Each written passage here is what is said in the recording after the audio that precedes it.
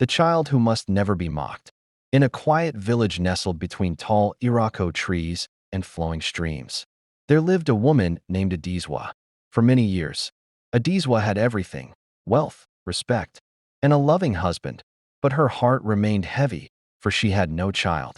In that village, a woman without a child carried silent sorrow. People whispered.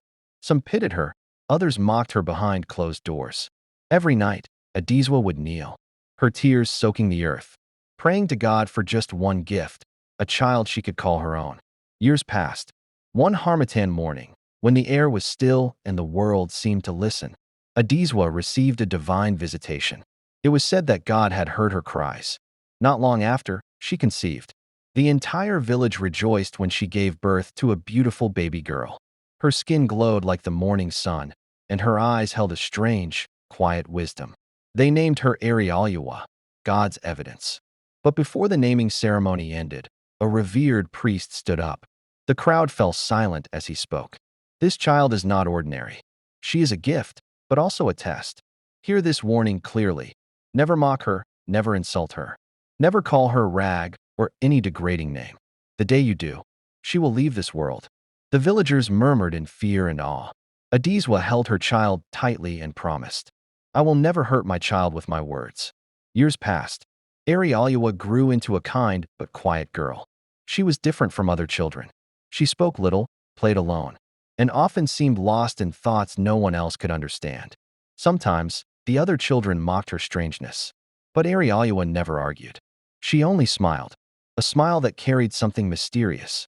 Adizwa loved her deeply, but as time went on, the pressure of motherhood, the whispers of villagers, and the frustrations of daily life began to weigh heavily on her. The day everything changed.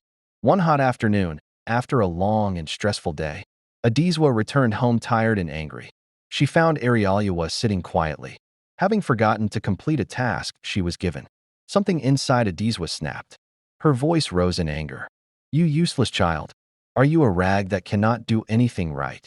The words had barely left her mouth when silence fell. Built. A strange wind blew through the house. Arialuwa slowly stood up. Her eyes, calm, deep, and knowing, rested on her mother. There was no anger in them, only sadness. Then she spoke softly. Mother, you have called me what you were warned never to say. Adizwa's anger vanished instantly, replaced by fear. No, no, my child. I didn't mean it. Forgive me. But Arialuwa only smiled gently. I came as a blessing. But words carry power. You have released me. Before her mother could reach her, Arialuwa faded. Like mist under the morning sun, she disappeared. Aftermath. Adizwa screamed until her voice broke. She ran through the village, crying, begging, calling her child's name. But Arialuwa was gone. The villagers gathered, remembering the priest's warning. From that day on, no one in the village ever took words lightly again. And Adizwa lived the rest of her life with a lesson carved into her soul.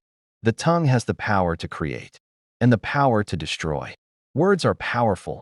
Once spoken, they cannot be taken back. Children, no matter how different, should be treated with love and patience. Blessings must be handled with care, or they may be lost. Anger can destroy what love has.